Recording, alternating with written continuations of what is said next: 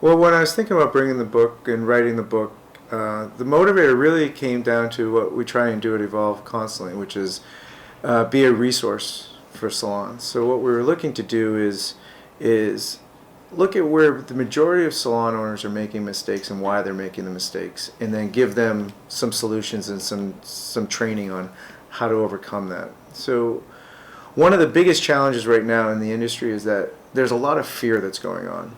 And whenever the fear sets in, the emotional drive ends up being the predominant decision-making mechanism. So what we wanted to do is we wanted to give people the disciplines to really running the business correctly, running a salon correctly, and it starts with an entrepreneurial mindset. So we wanted to basically say, okay, if you're in a situation where you're having challenges, you always have to come back to the disciplines of how to run the business correctly. Because if you let the emotion get involved, all of a sudden you start making some bad decisions. So that was really what the whole thought process around the book was. How do we teach people about the disciplines of running a salon? So in reference to applying the information that's in the book, I would love everyone to read the first chapter 2 or 3 times, because the first chapter talks really about getting in the proper mindset of how to look at your business. See, a lot of times salon owners, they started as stylists that evolved into becoming salon owners. So in the nature of that, they're starting from a stylist mindset. And really what we're trying to do is get people to start from an entrepreneurial mindset and truly a business owner's mindset. And that's where I think a lot of salon owners have the greatest amount of struggle, is in making that transition from being a stylist to being a business owner and being an entrepreneur. So how does this process work?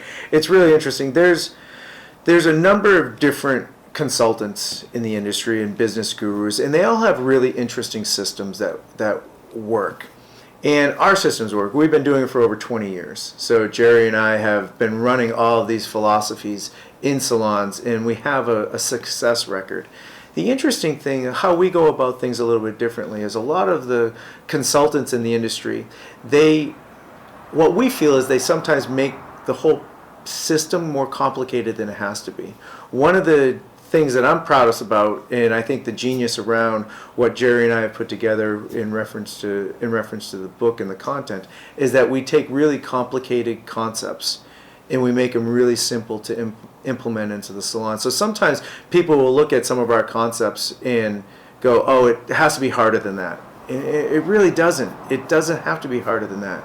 And we built everything around the fact that we didn't necessarily want people to need us constantly to do it. We wanted it really to have so that they had the systems that they could be in control of their own destiny. And that's the kind of the approach that we take with everything that we do.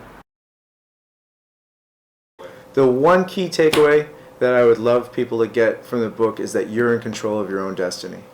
The majority of the time salon owners feel like they're not in control, so they end up making decisions and moving from a position of weakness. If you're having challenges with retaining your staff, with retaining your clients, with increasing your sales, all of that can be solved, and you're the one that can solve it. So I think that's, if there was one takeaway, it would be that you are in control of your own destiny. It's not other people. Your destiny is not in the hands of other people. You're actually in control of your own destinies. I think that would be the one thing that I would like everyone to get out of it.